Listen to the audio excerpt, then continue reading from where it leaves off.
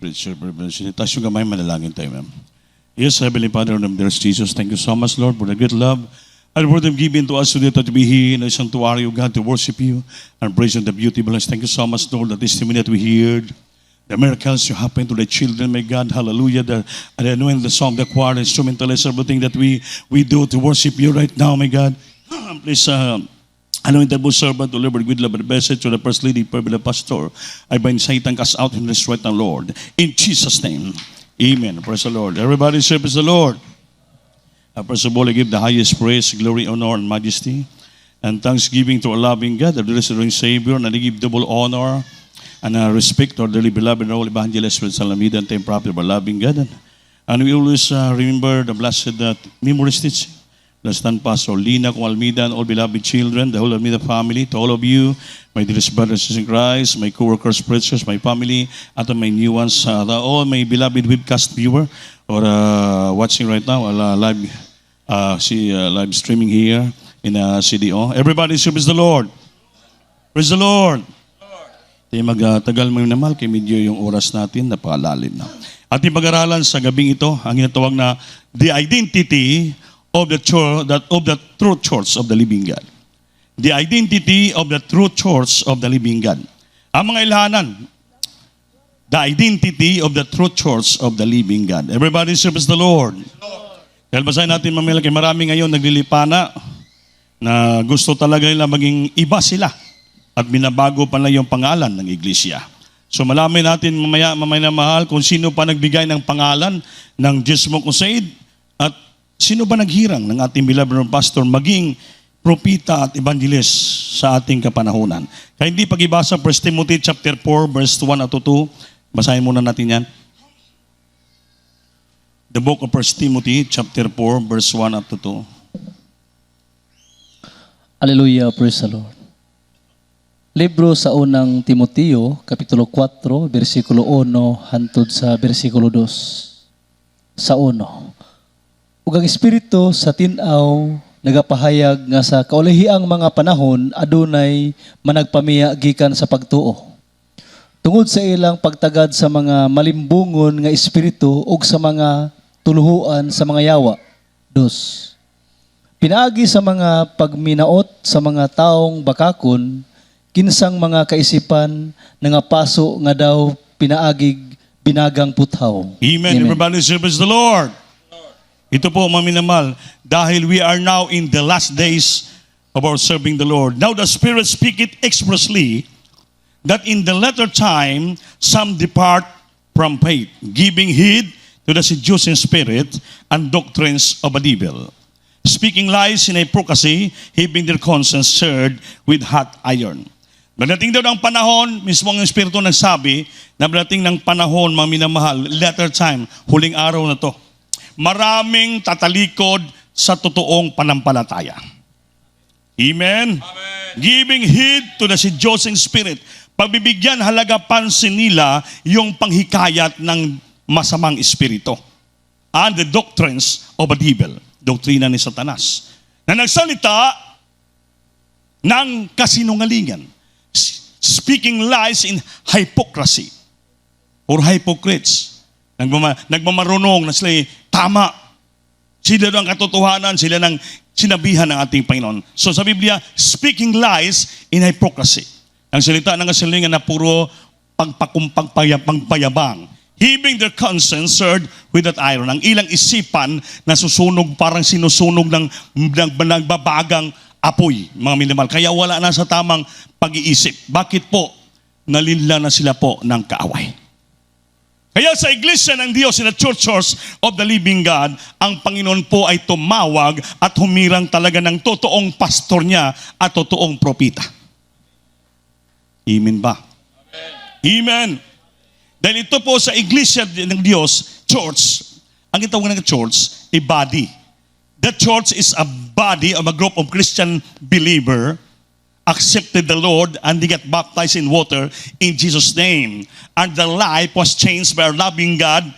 Binago sila din, kumbali yung karamdaman nila. So the miracles followed to them that believe in the church. So magrupo-grupo yung mga Kristiyano, tawagin sila mga saints, binalaan, binago ng Diyos ang buhay nila. So we call that church. Sa iglesia, nagbutang ang Panginoon, naglagay siya ng pastor, evangelist, preacher, teacher, prophet, and apostles for the work of the ministry, para ipsagawa ang gawain ng ating pinakamamahal na Panginoon. So yung mga sa tabi-tabi lang dyan, hindi po kumplitong sangkap sila, ang tawag yan, mga iglesia nga, soul winning group lamang. Nagtayo lang sila, isa lang pastor lang talang nangaral na preacher. So that is only soul winning, we call that soul winning group, hindi yan po church. Kasi ang church body, mayroon pong element and factors of the church. In the church, mayroon pong itawag ng workings of miracles. Mayroon pong gift of healing, speaking tongues, kompleto po, nagmo-move ang Holy Spirit sa ating kaligitnaan because that is the body of the church and a member in particular, ang Diyos kumikilos sa kanilang kalagitnaan. Everybody say, praise the Lord. Praise the Lord. Ang sabi ng Biblia in Matthew chapter 16 verse 18, nga upon this rock, ito na lang po tayo, and I say unto thee that thou art Peter, and upon this rock I will build my church. Isa lang, hindi churches.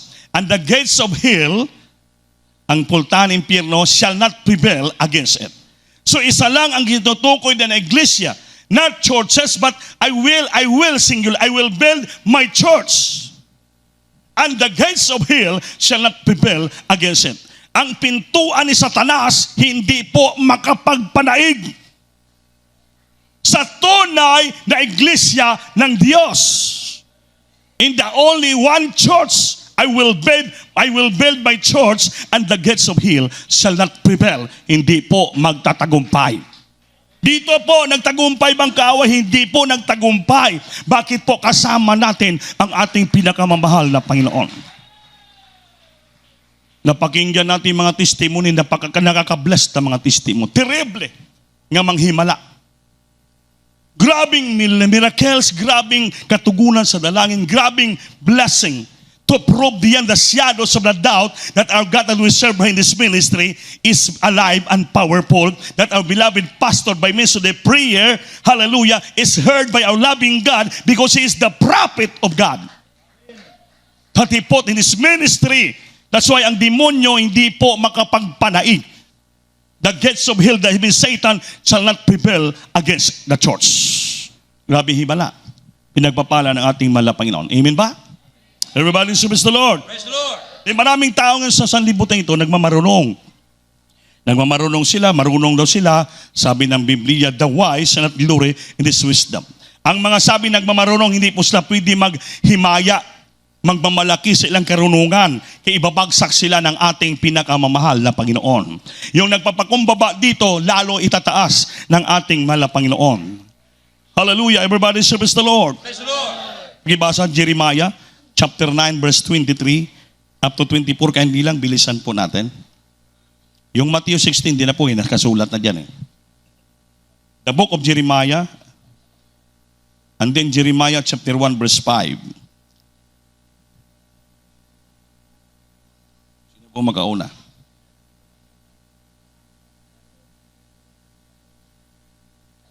Oh. Sige. Jeremiah chapter 9 verse 23 up to 24. And then Jeremiah chapter 1 verse 5.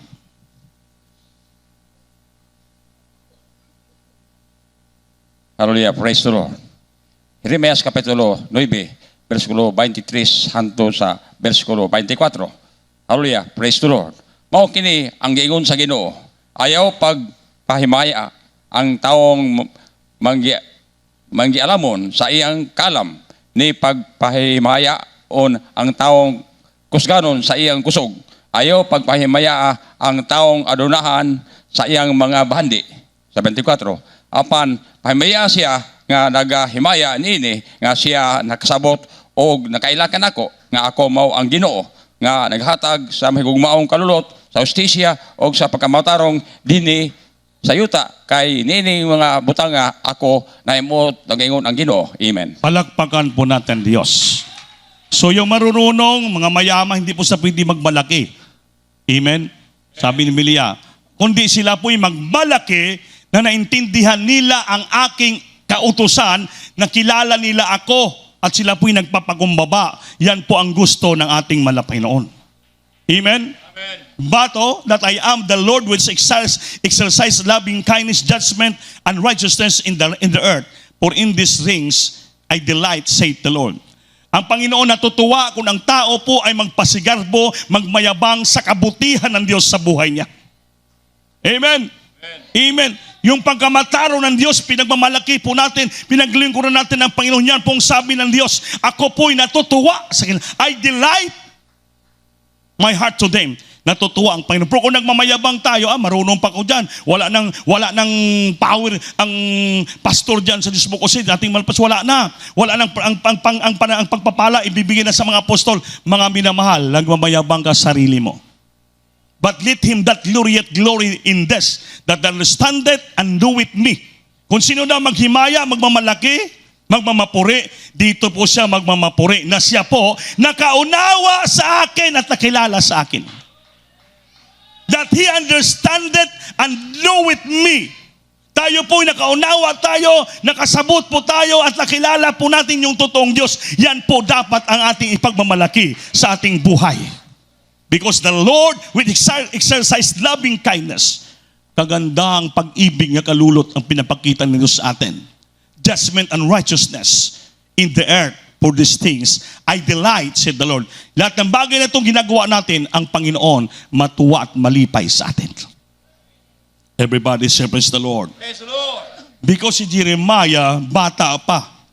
Sa sinapupunan pala sa kanyang ina, siya po ay pinili ng Diyos and ordained to become a prophet of the nation. Dito po sa mga patutuo po natin, mga minamahal, si Sister Mildy Pintula, kapatiran po natin matagal na mga 25 years na nakalipas, na naginip po siya kasi galing sa sekretarian, ibang fellowship. Sabi niya, totoo ba ang ating aming Malapaso Almeida ay lingkod mo, mahal na Panginoon, na naginip siya? Sabi, nakita niya ng ating malapastor lumuluhod, nanalangin, taas ang dalawang kamay, at nakita niya yung pagtaas ng Panginoon na pastor sa kanyang kamay, abot po sa langit ang kamay ng ating mahal na Panginoon. Sabi niya kung totoo ba, propeta ng Diyos ang mga pastor, kung ang mga panalangin niya ba nakarating sa langit, na nakita niya sa damgo. Sabi niya, nakita niya ang ating mga pastor lumuluhod na nalangin at ang mga kamay nakataas abot sa langit. Umiyak siya, pagising niya, nag-Bible cut siya. Pagbukas siya ng Biblia, anang ng kamay niya tudlo, nakabutang, nakalagay dito sa Jeremiah chapter 1 verse 5. Ano nakasulat sa Jeremiah chapter 1 verse 5? Kindly, pakibasa. Hallelujah, praise the Lord. Libro sa Jeremias, Kapitulo 1, versikulo 5. Sa wala pa ikaw buhatan ako, diya sa tiyan na ila ko na ikaw. Amen. Ug sa wala pa ikaw mugula sa tug-angkan, gibalaan ko na ikaw. Gitudlo ko ikaw nga manalagna alang sa mga nasod. Palakpakan po natin ang ating mahal na Panginoon. Everybody say, praise the Lord.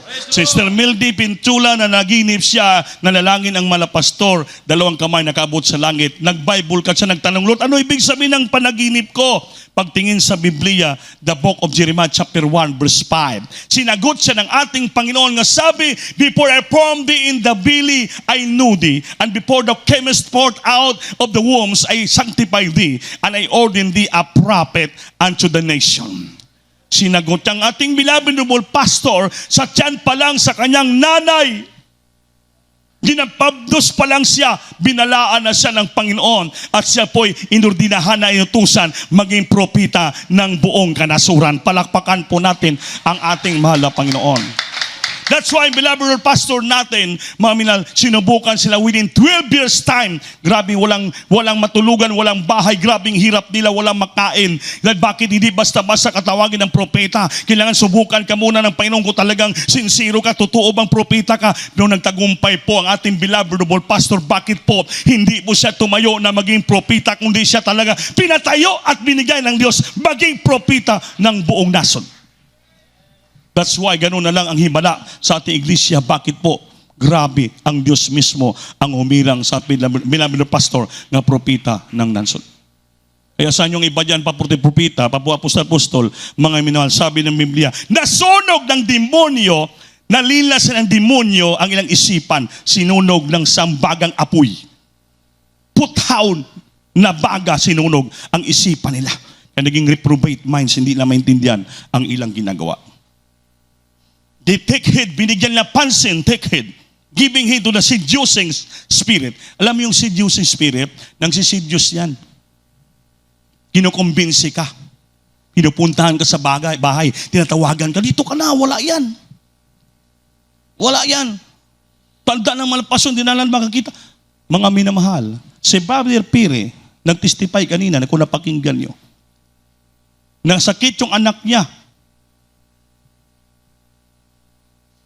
Anong ginawa niya? Nagpuri na sa bahay na, tiningnan niya yung cellphone, nga doon yung mga, nakapost doon yung mga preaching ng ating beloved Dumol Pastor, habang may lihas doon, ilihas sila sa anak, pinagaling ng ating manla Panginoon. Imagine sa cellphone na yan, mga videotapes na preaching ating mga pastor, mayroon pong anointing power at kapangyarihan. Hindi po kumukupas ang anointing power ng isang taong propita, bakit ang Diyos mismo humirang sa kanya. Kung papiki-piki ka lang ng propita, walang kapangyarihan darating sa buhay mo. Pero bakit? Maraming gumaya sa Biblia. Sa panahon ng Panginoon ng mga apostol ni Pablo, anak ni Siba, mga pare, 7 sila. Nakita nila, pinalayas ni Pablo yung demonyo, ginaya nila. Sabi ng mga anak ni Siba, nga pare, nga 7 ka buok. Hoy, demonyo, sinutusan ka namin, lumayas ka sa tao niyan. Sa ngalan ni Jesus, gipangaral ni Pablo. Anong nangyari? Lumabas yung demonyo, silang pinagkakagat. Hinabol sila ng demonyo, lumabas sa tao. Bakit? Hindi mo pwede gaya-gayahin ang kapangyarihan nagbubula sa Diyos. Hindi ka hinirang ng Panginoon, hindi mo pwede gaya-gayahin. Kahit sabihin po sa ngalan ni Jesus, pangalan ni Pablo, hindi po. Lumabas ang tao, ang demonyo, hinabol sila ng mga nagtakbuhan sila. Hindi mo pwede gayahin. Bakit sa Apostol Pablo, siya talaga hinirang ng Diyos to be apostle sa Gentiles, aron bigyan ng kapangyarihan, mga ebanghilyo o mga taong di mo possess. Mapalaya siya sa pangalan ng ating malapin because he's ordained by the Lord to become an apostle and a preacher and a prophet of God. Palakpakan po natin Diyos, mamilaman. Everybody praise the Lord.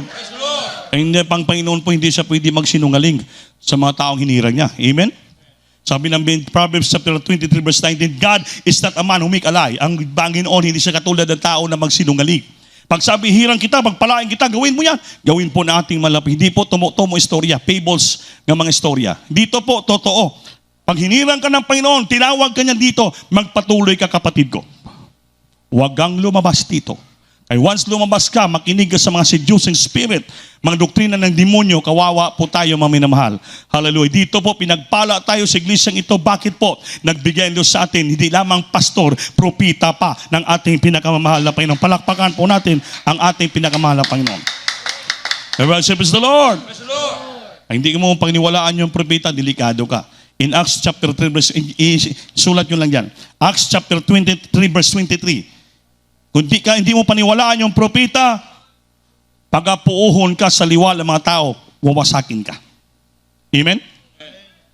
But if you believe his prophet, in 2 Chronicles chapter 20, verse 19-20, but if you believe in the Lord, you shall establish, and you shall believe also his prophet, and you shall prosper. Paniwalaan mo ang Diyos, maging matatag ka. Paniwalaan mo rin po ang kanyang propita upang magbauswagon pa ikaw ang buhay mo. Ngayon, kung saan ka magbauswagon, dito lang pagpaniwalaan mo yung propita. Kung maniwala ka sa hindi propita, apostol, walang sinabi ang Diyos sa pagpapalain ka. Ang Biblia nang sabi, yan o, believe in the Lord your God and you shall be established, maging matatag ka. And believe also his prophets and you shall prosper. Alam niyo bang prosper? Ha? Magbauswag ka. Kung hindi paniwalaan yung propeta, salutin ka. Pero kung paniwalaan mo niyang propeta, magbauswagon ka. You became prosperous. Palakpakan natin ang ating mahal na Panginoon. Everybody say, praise the Lord. Praise the Lord. Everybody praise the Lord. Praise the Lord. Sister Ima, grabing testify niya kanina. Malami man kami pagkukulang, totoo po yan. Pero ang Diyos mapagmahal. Amen? Pinanghawakan sila ng Panginoon. Bakit po? Covered sila ng prayer ng propita ng ating mahal na Panginoon. Sa kabila ng ating mga pagkukulang, pagkakasala sa labat, still, pinanghawakan pa rin tayo ng Panginoon. Dahil anak po tayo ng Diyos, we are belong in the church of the living God. Darating panahon, malayo man ang ating tinakbuhan, babalik pa rin tayo sa paanan ng Panginoon. Bakit? Mayroon pong propita ng Diyos na nalangin sa ating alaw ng gabi, na bilong ka na sa church of the living God. Hallelujah. Hindi pa, magawang Panginoon ng kaparaanan para ikaw po, hallelujah, maibalik sa kanyang paanan. Gagawa siya ng palaala sa atin, mga palaala, yung mga sakit, karamdaman, palaala po ng Diyos yan para tayo bumalik sa ating Panginoon. Bakit? Mahal po tayo ng ating Panginoon. Pag wala pong chastisement, wala pong mapalo, walang palala, hindi po tayo anak ng Diyos na totoo. Pag pinapalo tayo, pinapalahanan, magalak at matuwa, mga kapatid. Bakit po? Maging tunay tayong anak ng ating pinakamamahal na Panginoon. Bakit? Sabi ng Lord, I chastise whom I love. Pinapalo ko yung aking mga minamahal. Hindi po niyan, hindi nyo ikakalungkot pag binapalo kayo ng Diyos palalahanan. Ikatuwa nyo yan. The Bible say, in Hebrews chapter 12, I chastise whom I love. Pinapalo ko at pinapalahanan ko yung aking mga iniibig. Magpasalamat ka pag pinapalo ka, nagkukulang, nagasala ka. Bakit? Mahal ka ng ating Panginoon. Para malaala mo palagi na may Diyos pala na ikaw may naglingkuran, huwag kang lumayo sa Kanya. Don't depart from the presence of God. Balik ka sa Kanya dahil may buhay na walang gan naghihintay para sa ating lahat. Everybody service the Lord. Mga minamahal, si Sister Linda Almario nakulong sa City Jail. Pinuntahan ng malapastor dahil tumawag yung kamag-anak niya sa Canada. Napuntahan siya. Pinag-pray ng malapastor sa prisuhan. Pagkatapos prayer ng ating mga pastor, after 20 minutes, umiyak si Sister Linda Almario. She cried, na sabi niya, gumaling na ako. May karamdaman siya sa katawan. Gumaling na ako. At nagulat siya. Nakita niya ang ating beloved mga pastor, tinakluban ng clouds na puti habang linilihan siya. Iyak na iyak siya. Bakit? Kitang-kita niya habang pinalangin sa ating malapasilihan siya. Ang ating malapasor, tinakluban ng maputing panganod, alapaap mga minal. Sabi niya, gumaling ako! Bakit? Siyempre, ang kapangyarihan ng Diyos bumaba sa kanyang propita. That is 30 years ago. 30 years ago nang lumipas, mga minamahal. Grabe nga mga himal. Hindi ko makalimutan po yan. Kaya nakarecord sa aking mga notebook po yan. Mga minamahal. Bakit? Totoong-totoo po yan. Kahit anumang mangyari, istorya nila ng ginto ganito, mga minamanatili ako dito sa habag at awa ng ating Panginoon. Bakit? Narinig ko't nakita ko ang mga himala dito nangyari sa iglesyang ito. Sa pangunat dalangin ng beloved noble pastor. Kami nga manggagawa, hindi kami maging ganito, kundi dahil sa prayer at panalangin nila. At gabing kahirapan, naramdaman, mga kapaguran sa aming sarili, natiis namin bakit hindi po kami makabayad sa ating pinakamamahalan. Kulang pang aming buhay, ibigay sa ating malapin. Kulang pang aming pagpupuri, kulang pang aming serbisyo, wala po tayong pagmamalaki sa ating Panginoon. Sabi niya, ating pagmamalaki na nakilala po natin ang Diyos, naunawaan natin ang kanyang pagka-Diyos, na sumusunod tayo sa kanyang katwiran. Dahil buhay siya nga Diyos na ating pinaglingkuran. Hallelujah! Si Sister Ami, nga from Canada, may mayaman, may fishing port sa Caloocan. Tumawag si Sister Jacqueline Ham sa ating mga pastor, na nagprophesy. Sabi ni Miss Jacqueline Ham, God speak. Sa mga pastor, nagprophecy. Siya nagprophecy, si Sister Jacqueline Ham, na Amerikana. Nung nagpuri sila doon, galing sa Canada, kauban na may mga business. Nakipag-usap, nag-prophesy yung sister niya. Nangusap ang Panginoon. Pinagi niya ng speech, nag-prophesy sa ating mga pastor. Anong sabi ng prophecy? I will use you mightily. I will use you mightily into my vineyard. Gamitin kita, sabi ng Panginoon, through prophecy. Kasi Sister Jacqueline Ham, na Canadian, sabi niya, ang Panginoon nangusap sa mga pastor, I will use you mightily. Mga minamahal, may ilang taon na yan nakalipas. Mga 30 years na, 35 years, ngayon po nangyari sa ating kapanahonan. Sa kasadsaran ng problema sa hostage crisis sa Talipaw, mayroong bang propeta, tao, apostol sa bansang Pilipinas na pumatapang pumunta doon, nag-intervene ng hostage crisis sa Abu Sayyaf, sa mga pariner? Wala! Only our beloved Robol Pastor. Dahil bakit? Yung kanyang espiritu ay propeta, inutusan siya ng Panginoon. Ang propeta nakipag-intervene ng problema ng nasod, ng bansa. Like Prophet Elijah, nakipag-intervene sila. May mga problema sa unang panahon sa mga nations. Sila po nagpag-intervene. Through their prayer, mga naliligtas ang mga taong Israelites people. Ang ating beloved pastor, siya lang ang tao, tanging isang pastor na umakyat sa Talipahulo, walang iba. Saan yung mga magagaling na pastor? Saan yung magagaling na mga propeta apostol? Wala! Patulog-tulog lang sila magandang mga simbahan. Ating mga pastor, sa lupa pa lang, 40 days ng fasting. Pagdating sa Sambuanga, another fasting, grabe, pinastingay pati mga prayer warrior para lang ipag-pray. Hallelujah, mga hostage doon sa dako ng Talipahulo, mga minimal. Grabing pinitin siya antos. Kung ganon nangyari sa mga pastor, that is the fruits of his labor. Sacrifices. Dahil gusto niya maligtas ang mga tao sa buong daigdig, mag-intervene siya ng problema sa iba't ibang tao, sa ibang kanasuran, because he's the prophet of the nation. Mayroon bang ibang tao dyan? Wala. Mga pastor magaling. Magaling lang ang istorya. Pero wala sa gawa. Ang ating mga pastor, hindi nagsasalita, pero gumagawa. Yan pong totoong panampalataya. Dahil sabi ang panampalataya, walang gawa, patay. Patunayan mo kung totoong panampalataya, may gawa. Ang ating mga pastor, hindi salita, may gawa, pinuntahan niya. Yan po ang gatong na tunay na panampalataya, genuine na panampalataya. Bakit po? Mayroong gawa. Hindi po natatakot.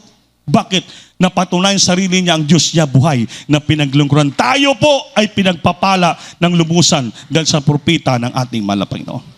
Everybody say, praise the Lord. Praise the Lord. Praise the Lord. The Lord. Last na lang mga minamahal.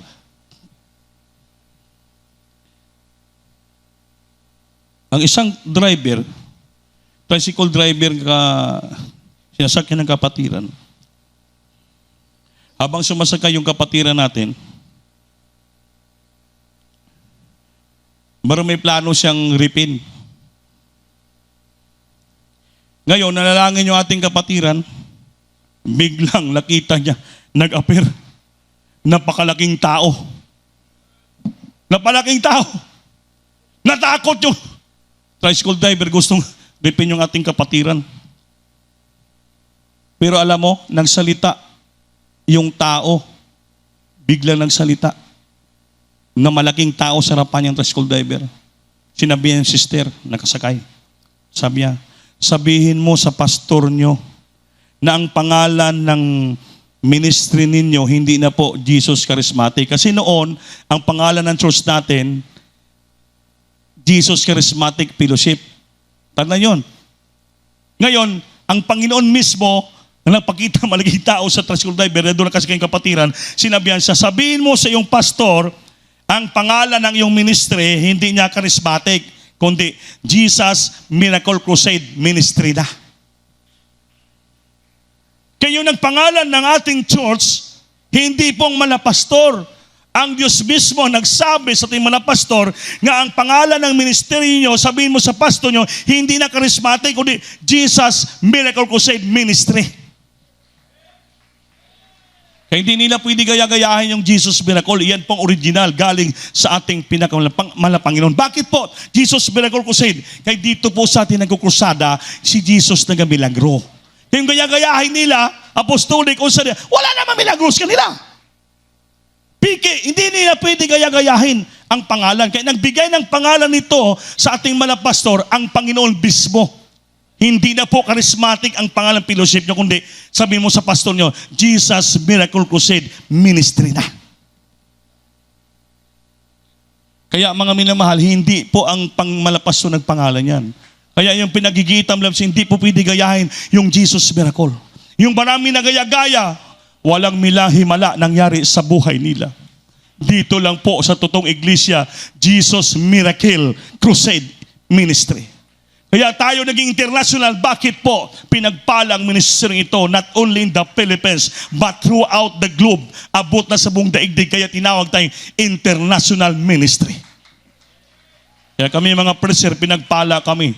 Pati kami na pinagpala, nakarating kami sa ibang bansa. Grabe, mga minamahal. Bakit totoo pangako ng ating Panginoon? Pag sumunod ka lang sa propita, ikaw po ay magmauswagon. Ikaw ay pagpapalain ng Panginoon. You became prosperous sa lahat mong gawin sa iyong buhay. Kung mukontra ka, musupa ka, mga minal, hindi na po prosperity ang darating sa iyo. Salot.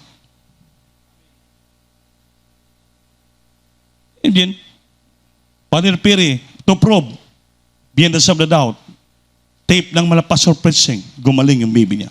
Ibig sabihin yung kapangyarihan Diyos sumasama sa kanyang propita. Everybody say praise the Lord. Everybody say praise the Lord.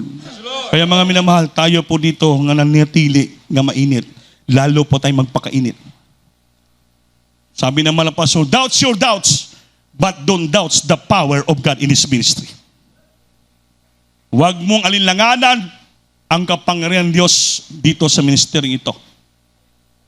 Kaya may pupunta sa inyong bahay, kumbinsin ko yung mga seducing spirit yan, nagsisidyos. Doctrine of the devil, mga minal, huwag niyong tanggapin. Rebukein niyo kagad, mga minal. Yan pong sabi, speaking a lie, magsalita ng bakak, sinungalingan, puro hypocrisy, pagmamayabang, pagmamataas. Bakit? Yung isipan nila, sinusunog na yan ng apoy na parang puthaw na may apoy. Sa Bible, binasa natin in 1 Timothy chapter 4, verse 1 and 2. Tandaan po natin.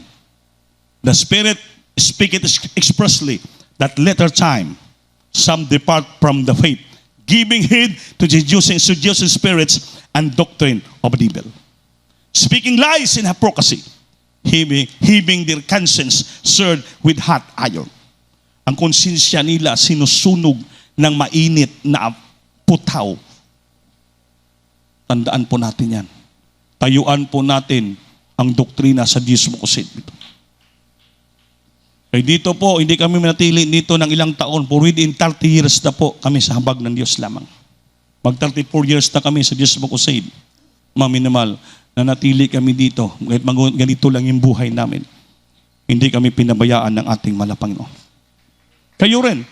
You experience the goodness, the kindness, the love, the miracles, the goodness of God in your life. Na-experience yan. Yung experience nyo sa buhay nyo, kabutihan Diyos, yan pong itayo nyo na panampalataya nyo hanggang sa pagbalik ng ating pinakamahal na Panginoon. Kaya maminal, habang tayo umaawit sa Diyos, wala tayong oras na sapat.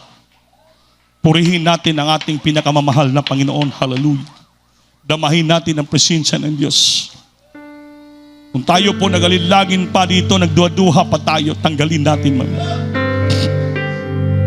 Wala na ibang magkumbinsi sa atin. Dahil kumbinsido na po tayo ng salita ng Diyos dito sa Jesus Miracle Crusade na pinapangalan itong beloved ball pastor. Kailangan sikapin mo, palagi ka mapunuan ng presensya ng Diyos. Palagi ka mapupuspos para ang Holy Spirit palagi mag-guide sa iyo at bigay ng karunungan, katapangan, understanding. Hallelujah. Jesus. Panginoon, tulungan mo ako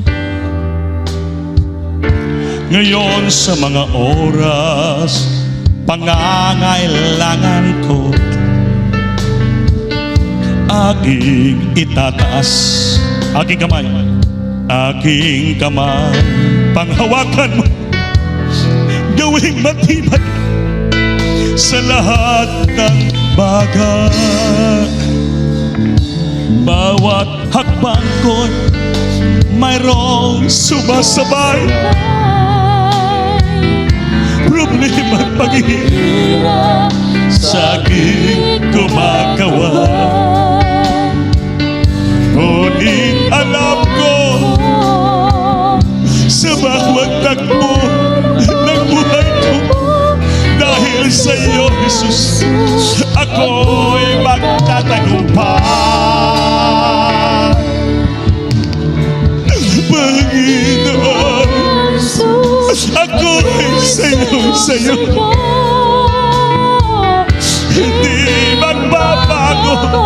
ang pag-ibig ko sa iyo. Salamat, Lord.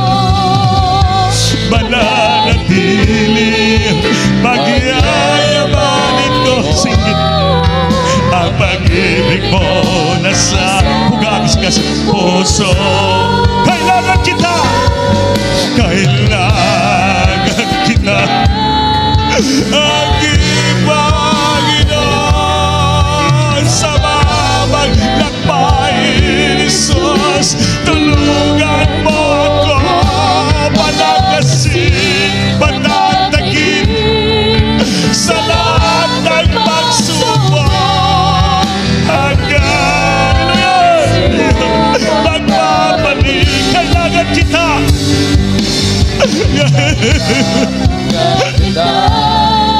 Aking Panginoon,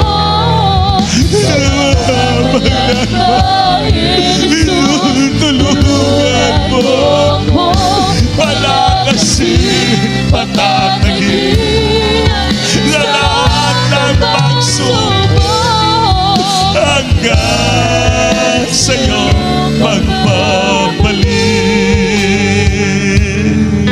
Hanggang sa'yo magbabalik.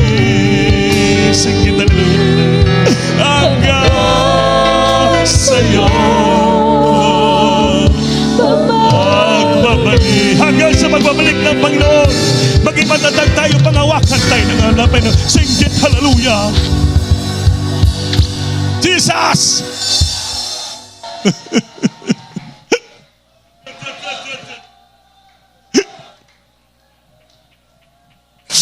Palakasin, patatagin sa lahat ng oras hanggang sa pagbalik ng ating mahal na Panginoon.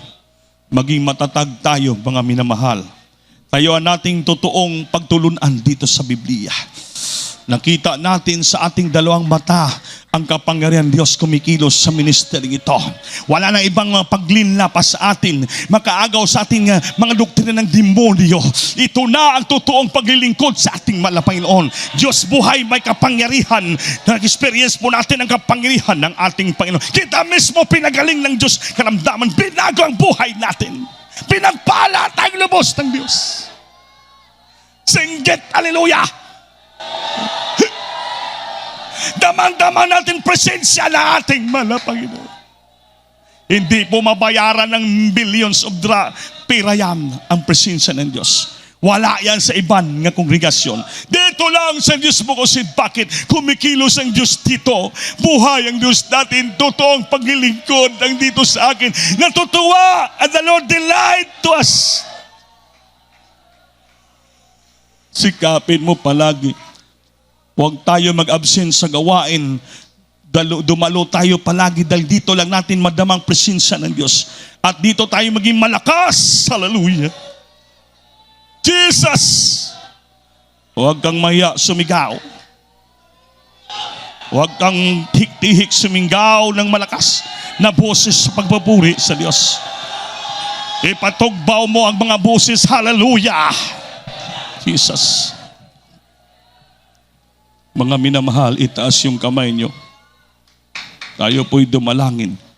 Kung ikaw may karamdaman, sakit, balatian, sa oras to, paniwalaan mo ang ating Panginoon. Magsisi ka, maginonsol ka, hingi ka ng tawad sa Diyos. Hingiin mo sa Diyos, Ginoo, ako'y naniwala sa ng lubusan. Buhay ka.